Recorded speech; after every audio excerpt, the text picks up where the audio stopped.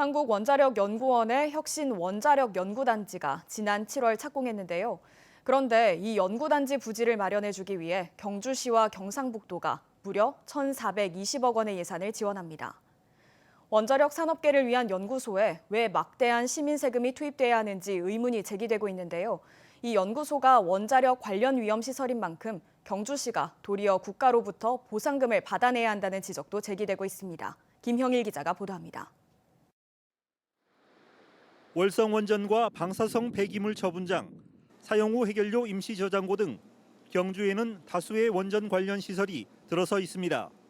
하지만 방패장 사례에서 보여지듯 경주 시민들의 희생에 대한 보상과 약속은 제대로 지켜지지 않고 있습니다.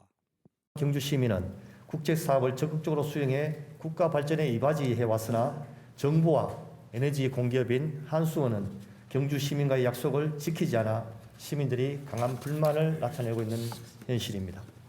이런 가운데 지난 7월 경주시 감포읍에 착공한 원자력 연구단지에 대한 지자체의 예산 지원이 과연 타당한지 의문이 제기되고 있습니다.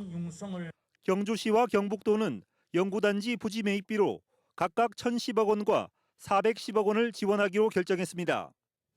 그런데 경주시가 지원한 1,010억 원 가운데 900억 원은 기피 시설이었던 방패장을 유치한 대가로 한수원으로부터 받은 돈인데 이렇게 함부로 사용해도 되는지 의문입니다.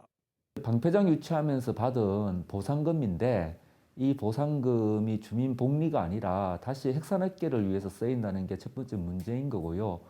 특히 원자력 연구단지는 소형 원자로 연구시설로 역대급 강진이 발생했던 경주가 과연 입지로 적합한지 안전성에 대한 의문이 제기돼 왔습니다. 이 때문에 경주시가 연구소 부지 매입비를 지원할 것이 아니라 국가로부터 도리어 원자력 관련 위험시설에 대한 지원금을 받아내야 한다는 지적도 제기되고 있습니다. 사실상 이렇게 새로운 원전을 연구하는 상당히 위험한 시설이거든요. 그런 위험한 시설에 우리 그 주민들의 돈이 들어가는 것도 문제라고 생각을 합니다.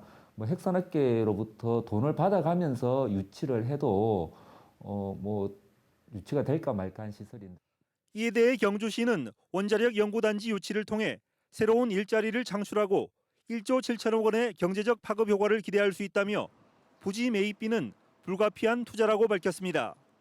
나중에 기대 효과라든가 그 파급 효과가 월등하게 크기 때문에 우리 경주를 또 향후 미래를 위해서는 그런 국책 사업을 끌어들여서.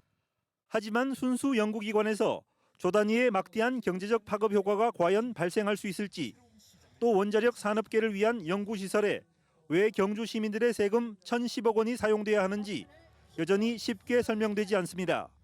MBC 뉴스 김형일입니다.